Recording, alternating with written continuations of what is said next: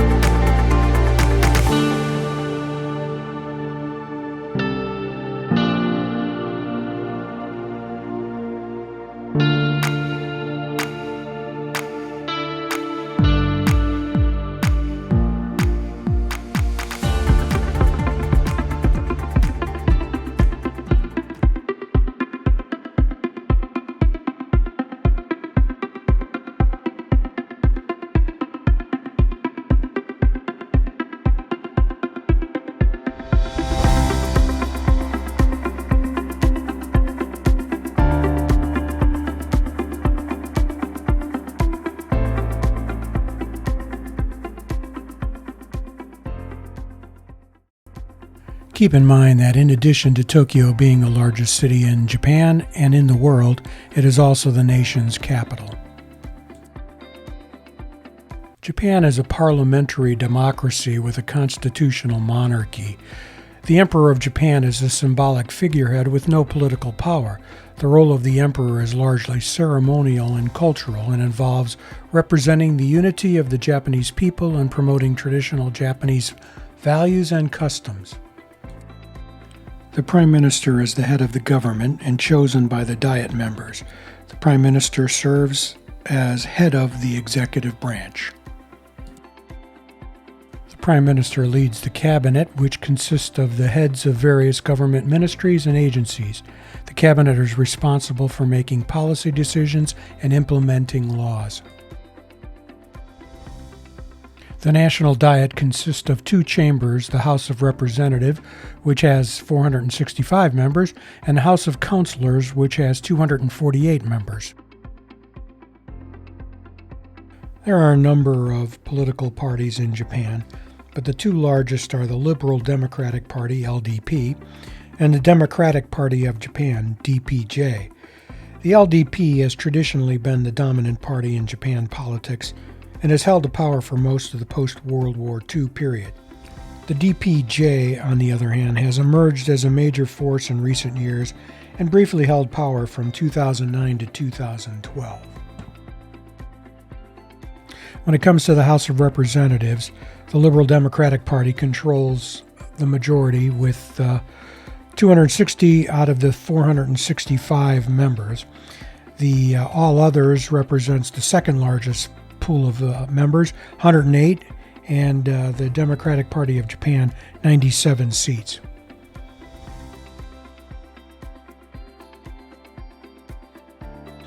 When it comes to the House of Councillors, the majority is controlled by the Liberal Democratic Party, thus giving the LDP control of both houses. Let me walk you through the several different types of courts. First, we start out with summary courts. They handle minor criminal offenses and civil cases. Usually, they don't involve prison. Second level of court systems is the district courts. They handle more serious crimes and civil cases. So in between the lower courts and the higher courts, there's a special court system that's been established called family courts. They handle divorces, child support, guardianship, adoption. And then we have the high courts. They function as appellate courts, hearing appeals from district courts. There is a special group within this court system now that handles intellectual property, patents, etc. And last but not least, we have the Japanese Supreme Court. It serves as the highest court of appeals in the country. There are 14 associate judges and 1 chief justice. They serve for a period of 10 years and can be reappointed for additional terms if they are deemed to be performing their duties effectively. What makes Tokyo so amazing? Well, it's considered the safest city in the world. What are the reasons for that? Japanese culture itself. The family unit is strong. Honor of family is even stronger. Collectivism versus individualism. Civic duty, harmony. Japan also has an extremely low poverty rate. And let's face it, going to jail just really sucks. You can't talk about Tokyo without talking about its financial impact on Japan and the world.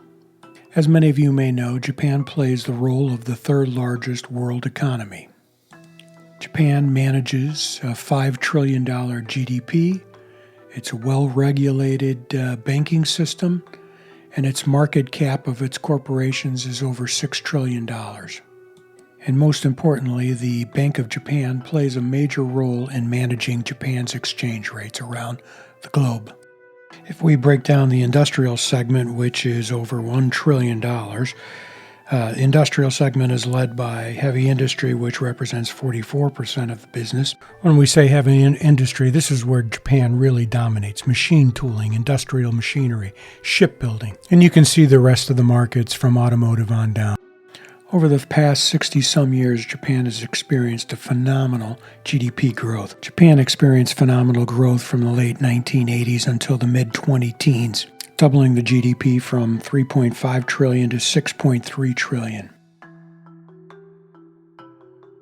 When it comes to taxes, corporate taxes, Japan corporations pay on the average 10 points more than U.S. companies, whilst income tax rates varies depending upon the incomes earned. When it comes to trade, Japan has a sizable advantage in dealing with its trading partners, exporting more than they import. From imports versus exports. Rounding out the top 5, China number 1, U.S. number 2, South Korea 3, 4 is Taiwan, and Hong Kong number 5. Here's a list of Japan's top 10 corporations. No real surprises here, but I wasn't familiar with Itochu Trading Company.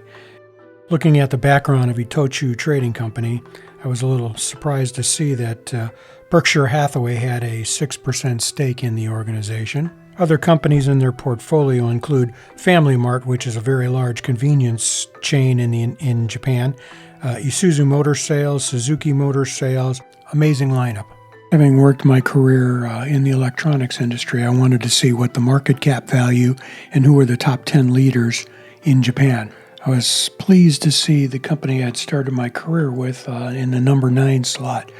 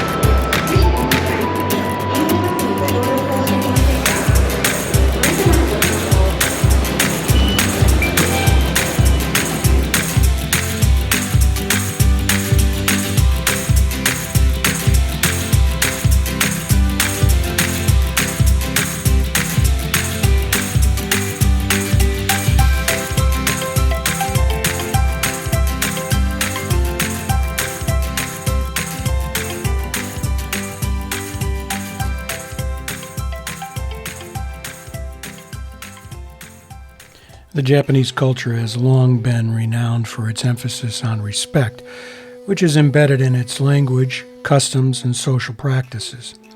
The concept of respect, or sonke, is deeply ingrained in Japanese society, and individuals are expected to demonstrate to their elders, authority figures, and other members of society.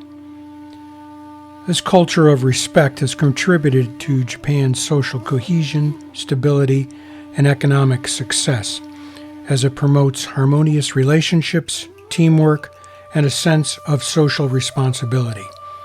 In Japan, respect is not just an abstract value, but it's also manifested in everyday actions, such as bowing, using honorifics, and observing etiquette rules. The Japanese have understood that respect is an essential ingredient for building a prosperous and peaceful society, and this has given them a long-lasting advantage in various spheres of life. I want to thank everybody for tuning in to this episode of My Retired Life in Japan, part one of my series on Tokyo. Stay tuned for the next one, which will highlight culture, entertainment, and food in Tokyo.